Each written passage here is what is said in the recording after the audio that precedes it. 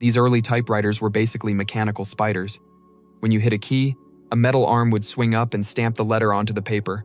But if you typed too fast, these arms would get tangled up. Think of 8 kids trying to get through one doorway at the same time. The alphabetical layout was causing them to mess up more often, so Scholes started rearranging letters to make things easier for telegraph operators. Then Remington, a gun company, decided to get into the typewriter business. They were selling a different kind of shooting machine, a gun that shot letters instead of bullets. When better layouts were invented, like the Dvorak keyboard in the 1930 seconds, it was already too late. Changing it would be like trying to convince everyone to start driving on the other side of the road. It was basically assigned parking for your food.